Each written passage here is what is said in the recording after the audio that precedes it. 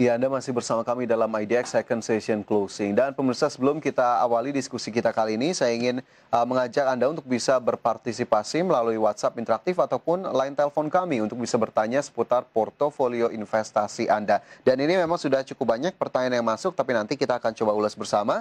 Dan langsung saja kita awali diskusi kita kali ini bersama dengan analis PT Henan Putri Sekuritas dengan Ibu Liza C. Suryanata. Selamat sore, Bu Liza. Sore Fajar. Apa kabar, Bu Liza? Baik, thank you. Baik, luar biasa. Sehat selalu ya, Bu Liza ya pokoknya. Ya, kamu juga semoga. Ya, tapi sepertinya kurang ceria hari ini indeks kita nih, Bu Liza. Hari ini kembali ditutup melemah setelah kemarin juga ditutup lebih dari 1%. Nah, ini apa yang kemudian menjadi driver utama atau katalis utama dari melemahnya IHSG kali ini? Sementara kita lihat juga di regional cukup membara juga ini indeks-indeks Asia lainnya. Ya, jadi sejujurnya memang ini agak mengecewakan ya. Setelah kita beberapa hari sebelumnya sudah berhasil sebenarnya menembus resisten 6.300, hampir dekat 6.400 juga. Tapi kita harus kembali turun ke level kritikal itu 6.300. Ini banyak dipengaruhi oleh keadaan regional yang merah membara itu. Di Dow Jones beberapa hari ini loss-nya banyak ya, minus 600, and then rebound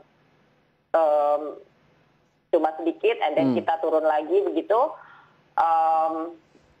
Juga jadi selain teknikal ada masalah regional, tekanan jual itu, dan mungkin juga bisa dilihat dari kondisi USD IDR, rupiah kita berbanding dengan US dollar, yang ternyata memang US dollar ini menguat ya against banyak mata uang gitu. Jadi trennya rupiah kita memang sudah bisa terlalu menguat lagi di bawah 14.000, melainkan mungkin trennya malah mulai bergerak ke sekitar angka 14.500. Oke, jadi itu juga akhirnya terlihat dari pergerakan kurs kita, rupiah yang juga hari ini kembali melemah melawan US dollar. Tapi apakah kemudian ini juga bisa dikonfirmasi, Bu Lisa, bahwa kekecewaan pasar ini tampak baik di regional maupun di domestik pasca pernyataan Chairman The Fed Jerome Powell yang menyatakan inflasi memang akan meningkat, namun di saat yang sama tidak menjawab begitu bagaimana kemudian mengatasi US Treasury Yield yang kembali mengalami kenaikan bahkan menyentuh level 1,55%. Ini apakah terlihat juga dari dinamika market terutama di hari ini?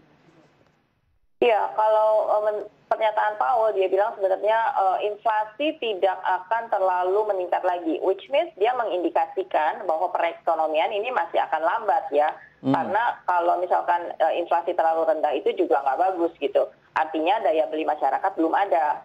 So memang masih ada sedikit kekhawatiran di tengah perbaikan ekonomi ini. Memang sudah ada vaksin rollout, tapi tentunya perbaikan ekonomi global tidak bisa secepat membalikkan telapak tangan gitu. So we still need time, dan tahun 2021 ini masih akan ada up and down sambil menunggu meratanya vaksin rollout globally. Oke, jadi memang pemulihan perekonomian tidak berlangsung dalam waktu cepat, bahkan Amerika Serikat saja melalui Chairman The Fed, Jerome Powell menyatakan hal demikian, namun memang akhirnya direspon cukup negatif oleh pelaku pasar, terutama di regional dan juga di domestik. Nah, kemudian melihat level indeks sendiri hari ini, Bu Lisa, yang memang kembali turun di bawah level 6.300. Tadi Bu Lisa sudah sempat meng-highlightnya sedikit. Hari ini di 6258.75. Apakah kemudian level 6.200 akhirnya masih menjadi level yang krusial untuk indeks harga saham gabungan dalam waktu dekat ini? Iya, pastinya. Jadi untuk minggu depan ini, posisi penutupan sekarang saya anggap ini kita pas-pasan ya. Karena support terdekat ada di sekitar angka 6250. Kalau minggu depan kita tidak berhasil naik kembali ke atas 6.300, malah mungkin penurunan ini juga berlanjut. Jadi next support yang harus kita perhatikan adalah level 6.200. Itu yang paling dekat. Tapi kalau sudah jebol 6.200-nya, maka tidak tertutup kemungkinan juga kita kembali ke level 6.000 lagi. So untuk penutupan minggu ini ya cukup pas-pasan aja gitu. Cuman yang menjadi krusial adalah minggu depan bagaimana kita mampu rebound atau tidak.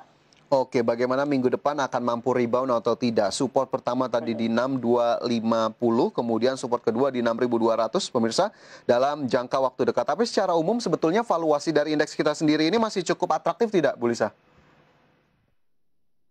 Mungkin kalau melihat saham-saham yang mana dulu ya? Mungkin kalau kita misalkan lihat komposisi blue chips gitu, sekitar LQ45. Blue chips kita sendiri juga tampaknya posisinya cukup gamang ya. Ada apalagi sektor banking. Mungkin yang kita lihat dari tulang punggung IHSG-nya dulu gitu, sektor banking atau finance, ya ini memang valuasi sudah cukup tinggi saat ini. Namun bisa dibilang uptrend mereka sebenarnya cukup terjaga gitu. Jadi kalau dilihat valuasi sudah tidak semurah dulu lagi, jelas. Tapi uptrendnya ternyata masih cukup terlihat ya? Uptrendnya ternyata masih bisa dipertahankan, jadi kita mungkin cuma tinggal cari base aja. Oke. Salah satunya tadi sektor perbankan yang memang akhirnya menjadi tulang punggung dari indeks harga saham gabungan dengan bobot yang cukup besar. Nah ini juga nanti saya akan juga tanyakan Bu Lisa terkait dengan net sell-nya juga yang hari ini kembali dilakukan oleh investor asing, bahkan beberapa saham big caps memang masuk dalam urutan net sell terbesar. Tapi nanti Bu Lisa usai jeda kita akan lanjutkan kembali, dan pemirsa jangan beranjak dari tempat Anda, kami segera kembali sesaat lagi.